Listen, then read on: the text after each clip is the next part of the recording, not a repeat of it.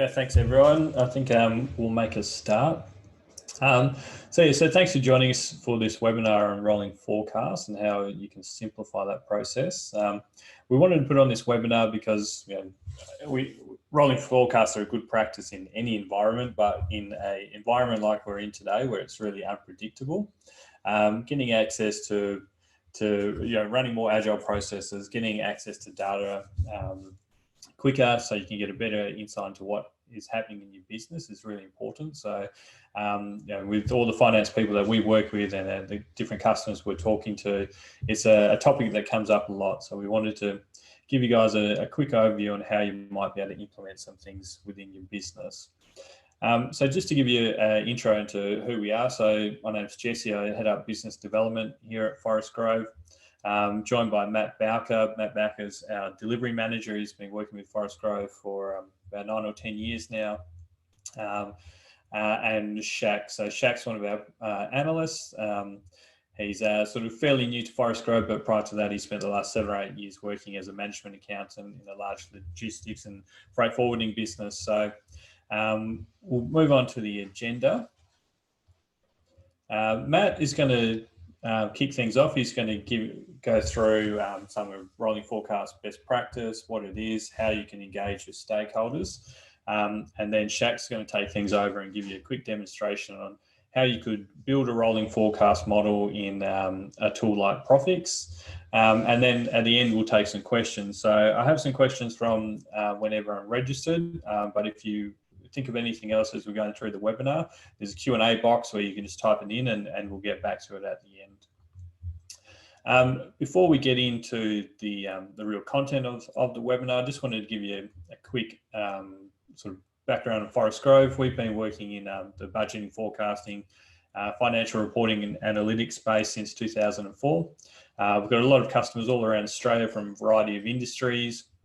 And the customers that we're talking to now, they come and work with us because they really see the value in budgeting. But for them, that's the first step. And then the next step where they really want to get to is being able to do rolling forecasts, to be able to see on, mostly on a monthly basis, what's going to happen into the future. So it's a really interesting topic, and I think you guys will get a lot out of it. So saying that, I'll hand you over to Matt. Thanks, Jesse. Thanks and welcome everyone. As Jesse said, my name is Matthew Bowker. I'm a delivery manager here at Forest Grove Technology. I started here at Forest Grove nearly 10 years ago. I started as a consultant and I've worked on basically every type of data project. The ones that really stick with me are the ones that provide value quickly and help a company become more agile and dynamic. So that's why I put my hand up to talk about rolling forecast today. It's something that's pretty close to my heart. This is my favorite quote. If you were on last week's or the last webinar we did, I had this quote as well. I'm not sure where I got it, but I've heard lots of variations of it over the past years. In an increasingly fast-paced world, the really good finance teams, the really good CFOs are trying to look forward, see where their companies are heading, and make sure that they're continuing to move towards their strategic goals. Month end is really important, but if it takes all month and you can't use it to look forward, you're not getting enough value from it. So, we're spending too much time generally looking at what's already happened, reporting on what's already happened, instead of looking and focusing on looking forward. So what is a rolling forecast? At its basis, a rolling forecast is a regular reforecast that continues through the year for a set time range. So as each month passes, it drops out of the forecast and other months are added to the end. This means that you're always forecasting for the same period, so whether that's 3 periods or 6 periods, 12 months, or even more into the future. Actual data is generally loaded into the prior month so we can see trends, and the same periods are rolling out. So, rolling forecasts, accurate rolling forecasts enable managers to recognize trends, patterns, and breaks in the curve long before their competitors can, and thus improve the quality of their decision making. Rolling forecasts are useful because they continually extend the planning horizon rather than stopping abruptly at the end of the company's fiscal year. With a rolling forecast, the number of periods looking forward remains constant. Rolling forecasts should tell managers about their current progress in relation to their medium-term goals. They can begin to manage any gaps and recognize and determine whether any future action is necessary. So there's Sometimes a rolling forecast and a budget can kind of feel like the same thing. They're both going for maybe 12 months. But even if you are looking at traditional budgeting and forecasting methods, maybe quarterly reforecasts, there's many advantages to doing rolling forecasts or adding rolling forecasts to the mix. When we talk about budgeting, generally we're coming up with an annual budget that takes it's a long process. There's a lot of stakeholders involved. It has to be agreed upon by the board or the leadership team. The biggest difference between that and a rolling forecast and the traditional budgeting process is that annual budgets determine a plan for the entire upcoming fiscal year. A rolling forecast may still forecast for a year, but it doesn't go to the granular level that your annual budget does. You should think of a rolling forecast as a living document. You shouldn't be spending the same amount of time on it as your budget. Instead, you're making decisions throughout the year for a set time span. There's no countdown towards the end of the year. You're always looking ahead, always able to make tweaks as your predictions and the conditions in the market change. Now, some of the advantages and reasons for rolling forecasts are to increase your accuracy. A common complaint around traditional budgeting process is that by the time it's completed, it's already irrelevant. Rolling forecasts allow you to make quick tweaks along the way rather than letting variations mount up and only giving yourself 1 or 3 or 4 shots to make those changes. It also increases your agility. It allows you to adjust the forecast to accommodate to recent trends, meaning that you're able to respond better to time-sensitive decisions. Because your outlook is updated continuously, you always have long-term data available if you need to make important budget, business or strategic decisions. It can also work as a starting point for your next budget, so making it easier when you start your budgeting process to have a starting point that isn't just last year's budget. With the other key advantage is driver based. With rolling forecasts, your predictions are no longer based on just past results. Metrics like category growth, market share, human capital, and customer satisfaction can be fed into the system. Any fluctuations to operational activities can be accounted for throughout the year, and you're able to add these key business drivers with your forecasting to allow you to improve your forecast quality. So next, I really want to talk about some of the best practices for rolling forecasts. Some of the things that are going to make you have a really effective rolling forecast. And the first one I want to talk about is, process moving beyond Excel. Excel is great, and it's an integral business, integral for finance teams. But when we want to get more agile, building a forecast in Excel and loading into your ERP, or worse, keeping them in a file location instantly reduces their effectiveness. Now, data integration is really important. As soon as new data comes in, we need to be able to perform budget to actuals variance. We need to be able to reforecast future periods. We need to be able to move the data around in an agile way. Loading or copying this data into Excel quickly becomes unwieldy, error-prone, and less transparent. A system like Prophix allows for quick analysis of verified data, slicing and dicing, true analysis of the data, rather than spending time acquiring the data, loading it into Excel, and then reconciling to make sure it's correct before we can even begin the forecast process. The second best practice is to determine the granularity that you want in your reforecast. So should your reforecast roll monthly, weekly? Should it use a 12 or 24-month cycle? The answer depends on the company's sensitivity to market conditions, as well as its business cycle. All else being equal, the more dynamic and market-dependent your company, the more frequent and shorter your time horizon needs to be to react effectively to these changes. Most organizations, can forecast with a relative degree of certainty over a 1 to 3 month time period. But beyond 3 months, the fog of business significantly increases and forecast accuracy begins to wane. Automating those cost centers or departments that don't have much market volatility, change to use spreading or top down as part of the process can really make it more accurate. Defining the most volatile areas of the business and starting there, defining what granularity you really need to be able to accurately forecast. The third best practice we have here is incorporating drivers into it. When forecasting, break down revenue and expenses into drivers whenever possible.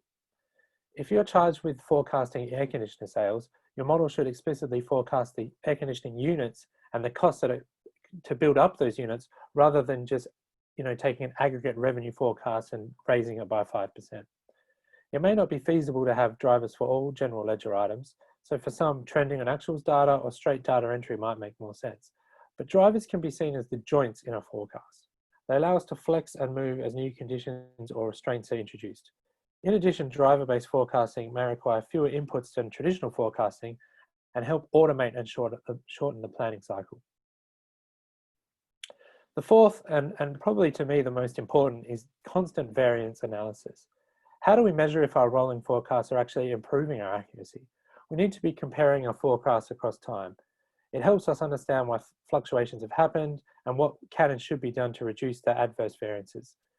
Comparison between previous periods, actuals, previous forecasts, other budgets adds value to the overall effectiveness and accuracy of our planning process.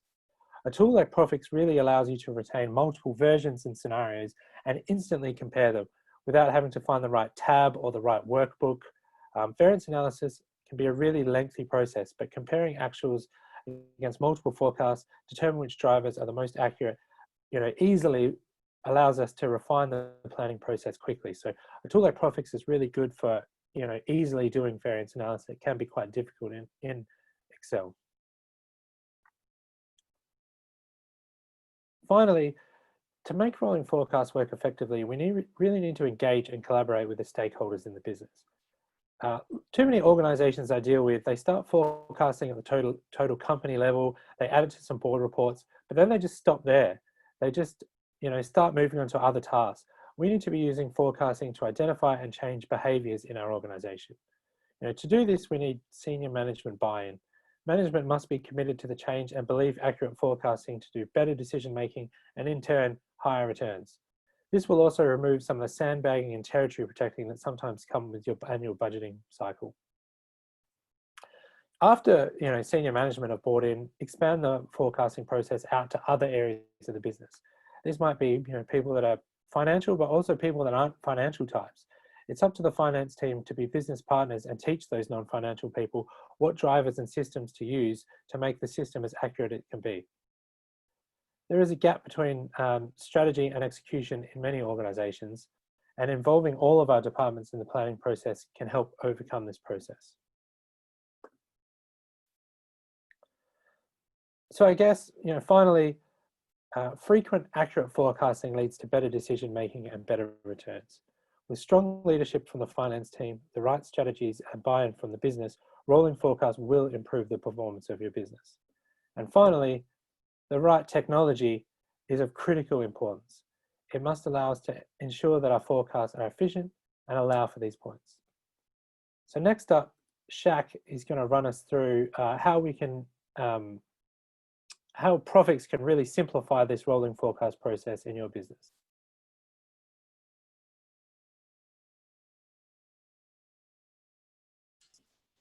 Thanks, Matt. Hi, everyone. So as Matt mentioned just before this, our tool of choice is Prophix. It is a corporate performance management tool and used heavily by our existing clients for budgeting, revenue planning, workflow management, consolidations, scenario modeling, and of course, forecasting. And what we're trying to do with Prophix is we're just trying to simplify the rolling forecasting process, the forecasting process in general, by easily identifying and monitoring key variances, obtaining and using Prophix to obtain improved operational buy-in from stakeholders, increasing the agility of the planning and forecasting function, which will then lead to a more data-driven culture and more informed decision-making.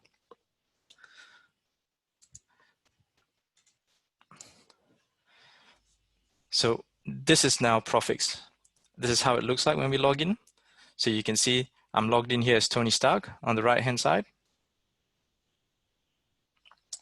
Tony Stark logged in on the right-hand side of the screen, and you can see like various amounts of dashboard tiles here. All these graphs are all been built within Prophix with data from Prophix. So you've got gauges, you've got metrics, you've got pie charts, bar charts, and everything else, and combination graphs here on the top left-hand side of the screen. So you can see it's highly customizable and very flexible. So you can actually, the user and the administrator and the user can actually custom it to however they like. So different users might have a preference for different charts or different graphs. So you can easily customize it to suit your end user or stakeholder. So basically what we're going to do at the moment right now is we're just going to show, for the purposes of this demonstration, a rolling forecast workflow. It's pretty simple one. What we're going to do is we're going to go through a revenue forecast and then an expense forecast. I'll flip back to the dashboard. So Workflow Manager is basically now pushed out 2 tasks for me to do that appear on my task here. So the first one's the revenue forecast. So let's click on that. Now we've designed this template. It's in data, and it opens up in data entry mode. This is a sales template for Clarita Kiefer, and it's by customer. So if we look on the pages side of things, we've designed it so that you can toggle between customers. So we're going to leave it on Futurepreneur. We're going to minimize that, and we're just going to talk through what you're looking at here. So we've done this template by product, and you've got quantity, average selling price, and revenue as driver accounts that that you've got in here. And product revenue will feed into your total revenue for GL. So you can see that this is a typical standard 9+3 forecast. And you've got your 3 months here, which you can populate. Everything that you can't change is in gray.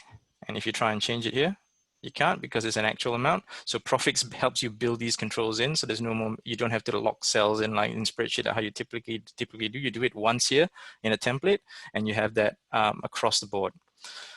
So April, May, and June. So for example, now we want to change that. So because of the impact of COVID-19, for example, we want to reduce that. We're saying we're not going to do 4,000 units for the year. We're only probably going to do 3,500.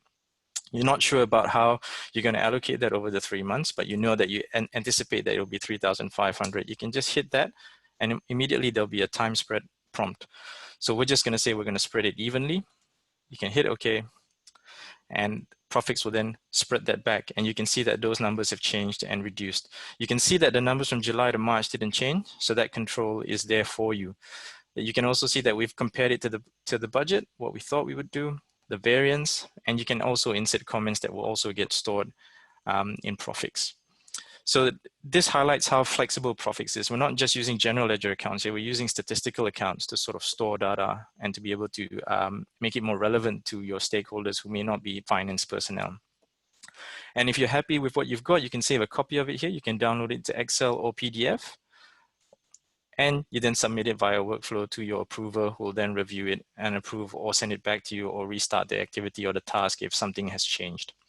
So it's really quite flexible and powerful for you to set up templates, distribute them out to end users, and get input from them for your forecast. So this example is great for static forecasting, but what if you wanted something more dynamic that would potentially cross over financial year ends? So then a rolling forecast would be a preferred solution. So I'll just go back to the dashboard here. And before I open up the template for the rolling forecast, what I'll need to do is I'll just actually I'll click on Virtual Financial Analyst in Prophix and run Populate Forecast.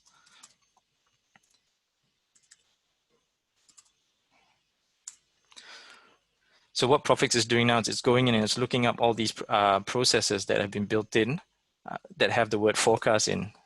So it saves me the trouble of having to go into folders and digging them up. So I'm just going to go populate. Yes, here you go. The process has been queued. The request has been successfully sent. And now we can then open up the forecast for expenses. So we just from our task there that's been assigned to us. So now you can see again, this is in data entry mode. Now we've just got one division here that's not changeable, but we've got different divisions. We've got different locations, sorry. We've got Darwin, Melbourne, and also a consolidated view to view. And we've also got multiple versions.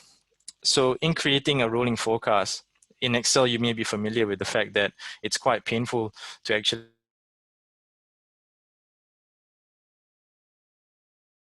crunch for time after the month-end period, and then you have to then go and copy and paste your budgets and actuals and then repopulate it with a budget and then send it out to your end users to sort of populate and change, and then get that back and then get it together in your board pack. So there's a lot of steps involved and stuff like that, but the workflow management in Workflow Manager in Prophix helps you distribute that.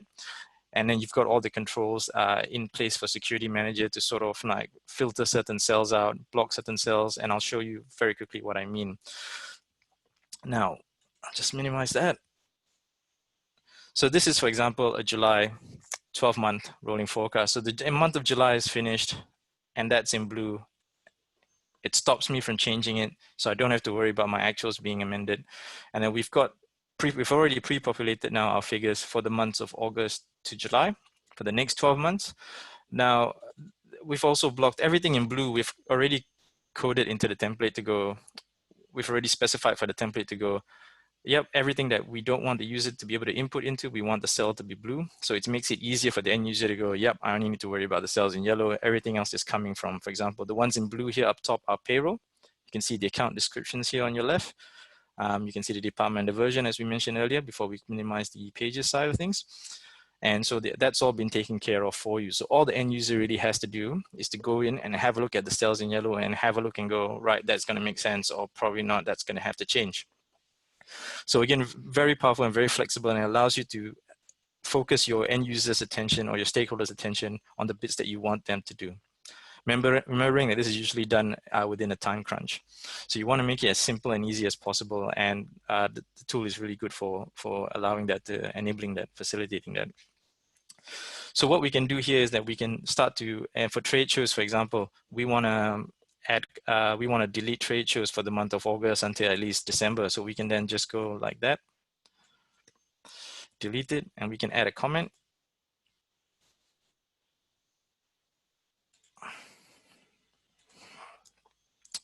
COVID travel restrictions.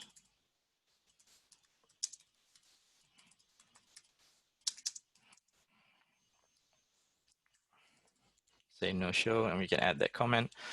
So you can see here that that comment has been saved with the date stamp and my name there is Tony Stark. So it doesn't get lost. It doesn't get lost in the numerous versions that you produce over time, that who made the change, when was it made. So that's one way that Prophix helps to make it easy for the user to sort of manage and build rolling forecasts in there. Now you can see here that we've also got so we can also add a thing called line item schedules. So for example, for travel, now we know that because of the travel restrictions and stuff like that, we think we're going to have some changes here. Like we think that in the second half of the year we'll pick up. So it was nil before. We can go to right click that cell and select line item schedules. And what it does is then it's got an unexplained balance, and we can add numbers to this and go, yep, we're going to say travel expenses. Just tab it across and go 5,000. And like Excel, you can Control C, Control V, save that change. And you can see that now has populated because we've had the 10,000 from before, and now it's 15,000. So you can actually see that line item schedule come through as a report as well. So if you need a little bit of detail, but not too much in terms of having to have a separate sheet, a planning sheet, then the line item schedule is very helpful for that. Now, again, all these changes that I've done, Prophix also records all the transactions that have been done by the user, and that's all stored within Prophix. So if you go right click and go to the bottom where it says data history, you can select data history, and that shows you the changes made and the amounts. So again, really powerful and flexible for allowing you to keep track of changes as you go through. The power of Prophix is that once you've done the template and you've gone from July 20 to July 21, for example, you can then create multiple templates for multiple months, allowing you to do, so I've got two other samples here. So for October, for example, you can do October 20 to October 21. The template has been done once, and then you can just roll that across and create multiple versions of that, allowing you to do rolling forecasts, continuous ongoing rolling forecasts if you wanted to every month. And having to do that in Excel is an absolute nightmare, as many of you are familiar with. And again, once you're happy with the changes, of course, this is just for Darwin, but we can also do that for Melbourne, and we can just flick and toggle across, and we can see how that looks up at a consolidated level. So we don't want people entering a consolidated level. So we've labeled that, we've color coded that to go all blue. Nobody can enter at the consolidated level. They have to enter at the individual levels. So you've got all this control in place to help you manage the rolling forecasting process. And Prophix manages the different versions really due to its dimensionality in versions in the finance cube. So once you're happy with whatever you've done, you can just hit workflow and hit submit, and that will go to your user, and you can add comments if you'd like. For example, you can submit it and go, yes, please. Please approve, or go, please approve, rather.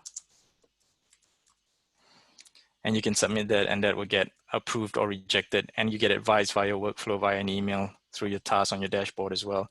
So it's really powerful and really good for collaborating and working and doing rolling forecasts within a tight time frame and helping you manage that.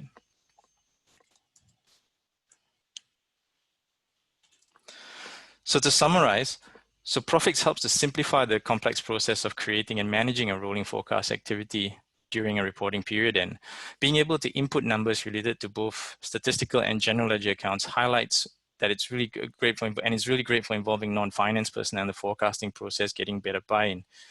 The ease in which a revenue forecast can be updated should not be underestimated. So a rolling forecast is an additional task that is required to be performed under time constraints, and this can put off stakeholders from taking care with inputting figures into the forecast. And we have shown that once set up, how easy it is to have a rolling forecast template for multiple periods without having to have multiple spreadsheets. This also helps to increase the agility of the business in performing the forecasting function, as it can be turned around quickly and can be done on an ongoing monthly basis or rerun as required. The points I've just mentioned, we find help to lay the groundwork within the business for more informed decision making through collaboration, and enables accountability via the use of a tool like Prophix. For example, the data history function, saving the comments when it was made in the cells related to the specific cells, the row notes at the end as well for leaving comments for variances, as we saw in the revenue template earlier. And this leads to a more data-driven culture and better decision-making, or more informed decision-making. Come to the end of my presentation. Back to you, Jesse. Yeah, thanks, Shaq. Yeah, thanks for that presentation. Obviously, that was Prophix specific, and Prophix is the main tool that we use with working with our sort of finance teams. I mean, you can do this stuff in Excel, but the customers we talk to, if they're running in Excel, they might do it every 6 months or quarterly at most, just because of the time that's taken, and they might do it at a higher level as well. So, I mean, the point of that was to show you how much more you could get out of a tool like Prophix, how much more agility you could get. So we're going to go on to a couple of questions. We're sort of hitting the end of the time, but we've got some questions that have been sent through previously. So this one is for Matt. How would you develop an agile forecasting function? So, I mean, typically through that workflow, is a really good way to set up the rules, set up who you want to fill out what templates, and then be able to restart them or resend them, creating extra forecasts and changing those drivers as required. So in Prophix, we like to use workflow for it. We like to set up the workflow, set up the individual users, and then be able to reset them, restart them. If something changes, if one of the orders hasn't come in or market conditions change, just restarting that workflow, sending that forecast out, and having people quickly adjust the numbers. Now that that's changed, we need to quickly adjust the forecast and really quickly and easily change the forecast without having to go back to a whole process, identifying the documents, sending them out, seeing who has to change it and who has changed it. So we like to use workflow for that, making a repeatable process that we can easily send out if we identify market conditions have changed. Yeah, I think good question, because I mean, agility is just essential, particularly in the conditions that we're in at the moment. Shaq, you can probably answer this one. How would you go about implementing a rolling forecast in an organisation that has only ever used traditional budgeting? Well, it would be probably best to do it keep it simple to start off.